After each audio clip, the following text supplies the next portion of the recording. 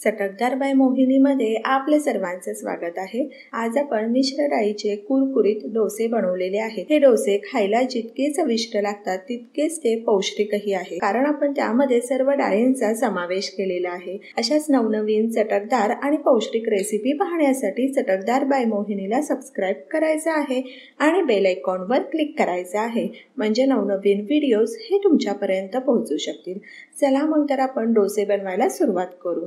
डोसे बनवण्याकरता एक वाटी या ठिकाणी तांदूळ घेतलेले आहेत, अर्धी वाटी मूग डाळ घेतलेली आहे, अर्धी वाटी अख्खे मूग घेतलेले आहेत,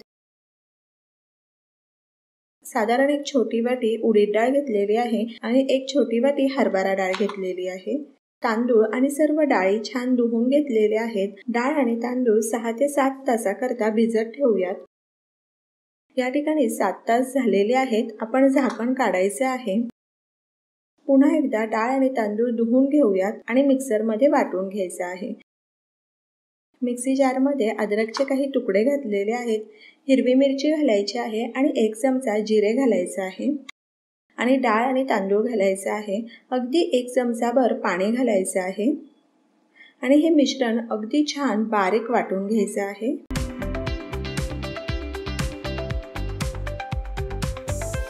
आणि एका बोलमध्ये काढून घेऊयात। अशाच प्रकारे राहिलेले डाळ तांदूळही वाटून घ्यायचे आहेत।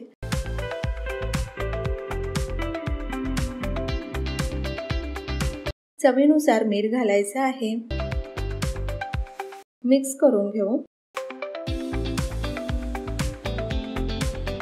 आणि मिश्रण थोडं घट्ट वाटत आहे तर त्याकरता आपण पाणी घालायचं आहे।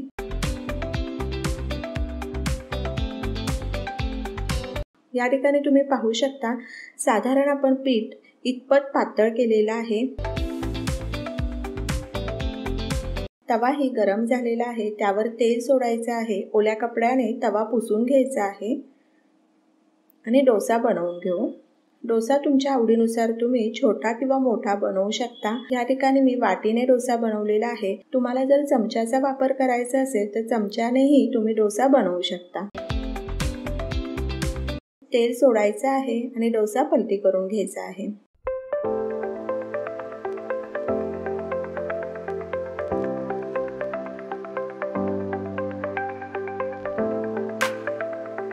एक डोसा झाला की आपण तवा व्यवस्थित पुसून घेणार आहोत आणि नंतरच दुसरा डोसा करणार आहोत। तवा पुसून घेण्याकरता आपण ओल्या कपड्याचा वापर केलेला आहे।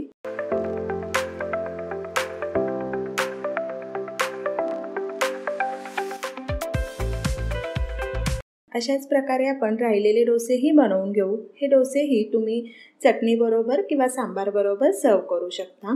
अशा प्रकारे आपले कुरकुरीत चविष्ट आणि पौष्टिक डोसे तयार आहेत। तर अशा प्रकारे डोसे करून पहा आणि मला सांगा कसे वाटले ते। तर अशाच नवनवीन आणि चटकदार रेसिपी पाहण्यासाठी चटकदार बाय मोहिनीला सबस्क्राइब करायचं आहे आणि बेल आयकॉनवर क्लिक करायचं आहे, म्हणजे नवनवीन व्हिडिओज हे तुमच्यापर्यंत पोहोचू शकतील। आणि वेळात वेळ काढून तुम्ही माझी ही रेसिपी पाहिली तर त्यासाठी तुमचे खूप खूप खूप धन्यवाद। पुन्हा भेटूया अशाच एका नवीन रेसिपी बरोबर।